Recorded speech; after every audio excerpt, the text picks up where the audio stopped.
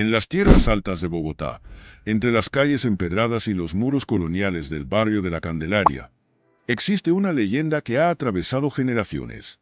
Es la historia del cura sin cabeza, una figura fantasmal que, según cuentan los más viejos del lugar, vaga por las noches en busca de redención o, tal vez, de venganza.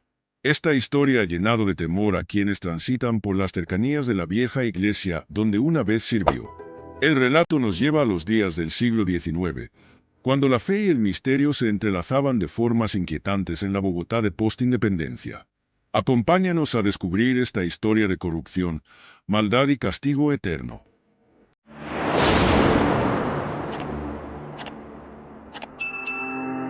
Las sombras de Bogotá parecían alargarse cuando la ciudad dormía, estirándose sobre los callejones empedrados y serpenteando entre los balcones coloniales que se asomaban a las calles silenciosas.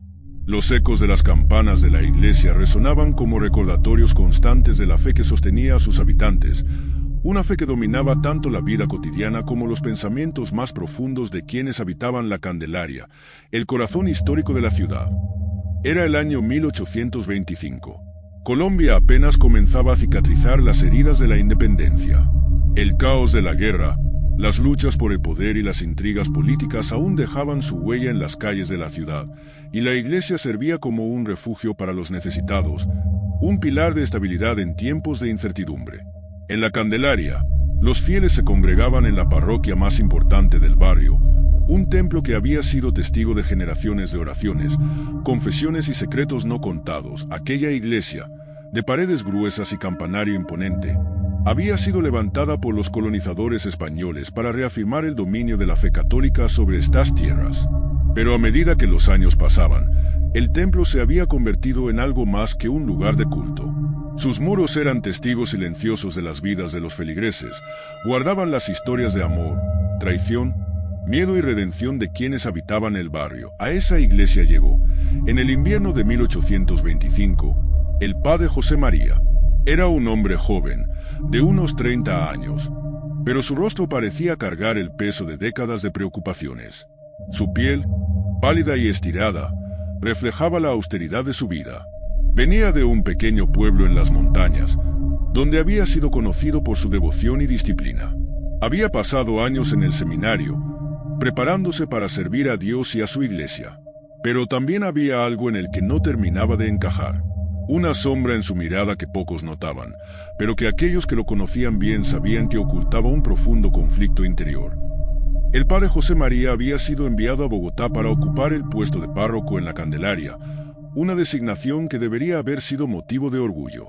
Después de todo, dirigir una iglesia en la capital era un honor reservado para los sacerdotes más dedicados. Sin embargo, José María sentía un peso en el pecho desde el momento en que recibió la noticia. No podía entender por qué su superior, el obispo, lo había elegido para tal tarea. ¿Acaso no había otros más dignos, más preparados? ¿O era precisamente esa sensación de incomodidad y duda lo que lo había llevado a ser seleccionado? Su viaje desde su pequeña aldea hasta Bogotá fue largo y agotador. Atravesó montañas cubiertas de niebla y ríos turbulentos, pasando por aldeas donde los campesinos trabajaban la tierra con las manos agrietadas por el frío. Mientras avanzaba, José María no podía dejar de pensar en el peso de la responsabilidad que le esperaba en la capital. Sabía que su papel como líder espiritual en la Candelaria sería crucial para la vida de muchos, pero también temía que sus propios demonios internos lo traicionaran. Al llegar a Bogotá, el contraste entre su vida anterior y la agitada existencia de la ciudad lo golpeó con fuerza. La capital era un hervidero de actividades. Comerciantes, militares y políticos iban y venían, mientras los más pobres se apiñaban en los rincones oscuros, buscando consuelo en la sombra de la iglesia. Las tensiones post-independencia aún se respiraban en el aire, y aunque la ciudad estaba libre del yugo español, la nueva nación enfrentaba luchas internas. La iglesia, como siempre, permanecía en el centro de la vida social, dictando el curso de las costumbres, las normas y las creencias desde el primer día. El padre José María se ganó la confianza de los feligreses. Su sermón inicial fue apasionado, con palabras que parecían brotar directamente del corazón. Su voz profunda llenó el recinto de la iglesia y resonó en el alma de quienes lo escuchaban. Pero en su interior, José María no sentía la misma devoción que predicaba. Cada vez que miraba al altar, una sombra de duda nublaba su mente. Sentía que había algo más allá de lo que sus ojos podían ver, una presencia oscura que lo observaba desde las esquinas de la iglesia, un susurro en el viento que solo él parecía escuchar. Los primeros meses de su estadía en la Candelaria transcurrieron sin mayores incidentes. La comunidad lo respetaba, y los fieles acudían a él para confesarse, buscando absolución por sus pecados. Pero a medida que el tiempo pasaba, el padre José María comenzó a notar un cambio en su propio comportamiento. Se volvió más irritable, más distante. Las oraciones que antes fluían con facilidad ahora le parecían vacías, carentes de sentido. Comenzó a descuidar sus deberes, a desentenderse de las misas diarias y a delegar cada vez más en sus ayudantes. Un día, mientras revisaba los archivos de la iglesia en busca de algún antiguo manuscrito para un sermón, encontró un viejo documento, amarillento por el paso del tiempo, oculto entre los libros de contabilidad. Al abrirlo, descubrió que era una crónica que hablaba de un antiguo sacerdote que había servido en esa misma iglesia hacía más de un siglo. El relato era perturbador. El sacerdote, un hombre llamado Fray Baltasar, había sido acusado de herejía y corrupción. Según la crónica, había robado grandes sumas de dinero de los cofres de la iglesia y había sido ejecutado de forma brutal por la Inquisición. Su cuerpo fue enterrado en las catacumbas bajo la iglesia, pero se decía que su alma jamás encontró descanso. Desde ese día, José María no pudo sacarse de la mente la historia de Fray Baltasar. Empezó a obsesionarse con la idea de que algo en la iglesia no estaba bien, que la maldición de ese antiguo sacerdote aún pesaba sobre el lugar. Empezó a notar extraños fenómenos que antes había ignorado. Las velas que se apagaban sin razón aparente, las sombras que parecían moverse por sí solas en los rincones oscuros, los susurros que escuchaba cuando estaba solo en la sacristía. Al principio, José María trató de convencerse de que todo era producto de su imaginación, de su cansancio. Pero los fenómenos se intensificaron. Un viernes por la noche, después de haber terminado las confesiones, decidió quedarse más tarde en la iglesia para rezar, buscando paz para su atormentada alma. Mientras se arrodillaba frente al altar, sintió un escalofrío recorrerle la espalda. Al levantar la cabeza, vio, en el reflejo de un candelabro de plata, una figura oscura detrás de él. Al volverse, la figura ya no estaba. Esa noche no pudo dormir. Soñó con Fray Baltasar, con su rostro desencajado por la ira y el sufrimiento. En el sueño, Baltasar lo acusaba de ser igual a él, de estar cayendo en los mismos pecados que lo habían condenado. «Tú también traicionarás a Dios», susurraba la figura, con una voz que resonaba como el eco de 1000 confesiones no escuchadas. A partir de ese momento, la vida de José María comenzó a desmoronarse. Cada día era un tormento, cada misa, una carga insoportable. Los susurros en su mente se hicieron más intensos, las visiones más frecuentes. Comenzó a beber en secreto, buscando en el alcohol el alivio que no encontraba en la oración. Pero el licor solo lo hundía más en la oscuridad. Fue en medio de esta espiral descendente que José María cometió el error que sellaría su destino. Desesperado por calmar las voces en su cabeza, comenzó a tomar dinero de los cofres de la iglesia. Al principio eran pequeñas sumas, pero con el tiempo, su codicia creció. El peso de la culpa lo abrumaba, pero no podía detenerse. Cada vez que robaba, sentía la presencia de Fray Baltasar más cerca, como si el antiguo sacerdote lo estuviera vigilando, esperando el momento adecuado para reclamar su alma.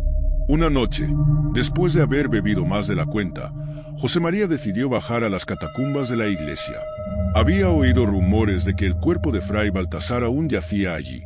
José María descendió por las escaleras de piedra que conducían a las catacumbas. Cada paso que daba resonaba en el vacío subterráneo, como si los muros estuvieran devolviendo su presencia con ecos distorsionados. La linterna que llevaba temblaba en su mano temblorosa, proyectando sombras vacilantes en las paredes mohosas. Apenas podía distinguir el hedor rancio que impregnaba el aire, pero continuaba adelante, impulsado por una mezcla de desesperación y curiosidad. Algo dentro de él le decía que la clave de su tormento se encontraba allí abajo. Las catacumbas eran un laberinto de túneles estrechos, llenos de antiguas tumbas olvidadas y restos humanos apilados de generaciones anteriores. José María sabía, por los relatos de los monjes más ancianos, que allí se enterraba a los clérigos y a algunos miembros prominentes de la comunidad que habían servido fielmente a la iglesia. Sin embargo, el lugar parecía mucho más siniestro en persona de lo que había imaginado. Después de lo que le pareció una eternidad de caminar por pasillos oscuros, finalmente llegó a un rincón apartado donde se encontraba una losa de piedra marcada con un nombre: Fray Baltasar. Al ver el nombre, un escalofrío recorrió todo su cuerpo. Sabía que no debía estar allí. Sabía que lo que estaba a punto de hacer podría desatar fuerzas más allá de su control, pero el impulso de enfrentarse al espíritu que lo atormentaba era más fuerte.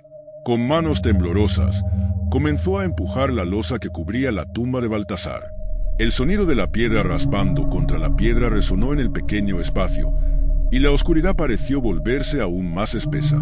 Cuando finalmente logró moverla lo suficiente, miró dentro. El cadáver estaba allí, casi intacto, conservado de manera antinatural por el aire estancado de las catacumbas. El rostro de Baltasar, aunque descompuesto, parecía torcido en una mueca de odio y sufrimiento. Su cuerpo yacía en una postura que sugería lucha, como si hubiera intentado levantarse de su tumba. José María se arrodilló frente a la tumba, las lágrimas corriendo por su rostro.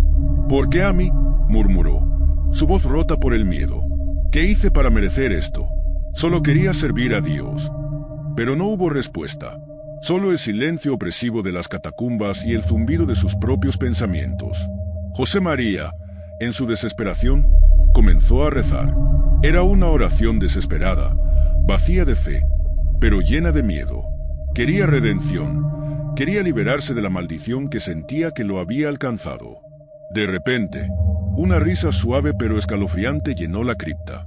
No era una risa humana, sino un eco maligno que parecía salir de las paredes mismas. José María se levantó de un salto y miró a su alrededor, buscando el origen del sonido, pero no vio nada. Solo estaba él y el cadáver de Baltasar. Entonces, ocurrió lo impensable. Los ojos del cadáver, que habían estado cerrados y vacíos, se abrieron lentamente, revelando orbes oscuros que parecían absorber toda la luz de la linterna. El cadáver de Baltasar, a pesar de su estado de descomposición, comenzó a moverse. Primero, fue un simple espasmo de los dedos, pero luego todo el cuerpo se levantó de la tumba, como si una fuerza invisible lo impulsara. José María retrocedió, paralizado por el terror, pero no pudo moverse lo suficientemente rápido. El cadáver lo miró fijamente, y aunque su boca no se movía, José María escuchó claramente una voz dentro de su mente. «Traidor, como yo, el mismo pecado, el mismo destino». Con un grito ahogado, José María corrió hacia las escaleras, tropezando y cayendo en su desesperación. Sentía la presencia de Baltasar detrás de él, siguiéndolo, observándolo, y cada paso que daba parecía más pesado que el anterior. Cuando finalmente llegó a la superficie, el aire frío de la noche lo golpeó en el rostro, pero el alivio fue momentáneo. A partir de esa noche, la vida de José María se desmoronó por completo. Dejó de celebrar las misas, y sus feligreses comenzaron a notarlo cada vez más ausente, más demacrado. Las visiones de Baltasar lo atormentaban en cada rincón de la iglesia, y los susurros en su mente eran constantes. No podía escapar del juicio que sentía sobre él. Un mes después, la tragedia alcanzó su punto culminante. Durante una misa de domingo, mientras José María intentaba realizar el servicio, su mente se nubló por completo. Se tambaleó frente al altar, su rostro pálido y sudoroso, y de repente comenzó a gritar incoherencias sobre el pecado, la traición y la maldición de Baltasar. Los fieles, horrorizados, observaron cómo el sacerdote caía al suelo, convulsionando. Algunos intentaron ayudarlo, pero era demasiado tarde. En su último suspiro, José María murmuró las palabras «Perdóname, Señor». Después de su muerte, los rumores sobre lo que había sucedido comenzaron a circular rápidamente por todo Bogotá. Algunos decían que había sido víctima de una enfermedad mental. Otros afirmaban que había sido poseído por un espíritu maligno. Pero aquellos que conocían la historia de Fray Baltasar sabían que la maldición del antiguo sacerdote había cobrado una nueva víctima. El cuerpo de José María fue enterrado en las mismas catacumbas donde él había encontrado a Baltasar. Y desde entonces, Los habitantes de la Candelaria aseguran que en las noches más oscuras se puede ver la figura del cura sin cabeza vagando por las calles, buscando redención o tal vez vengarse de aquellos que, como él, traicionaron su fe. El cura sin cabeza es ahora una advertencia viva sobre el peligro de ceder a la tentación y el castigo eterno que aguarda a quienes olvidan su propósito en la vida. Muchas gracias por quedarte hasta el final de este video. No olvides suscribirte al canal. Como puedes ver, estamos en crecimiento y queremos llegar a más personas como tú. Deja tu like, porque si no, el cura sin cabeza va a ir por ti. Hasta pronto.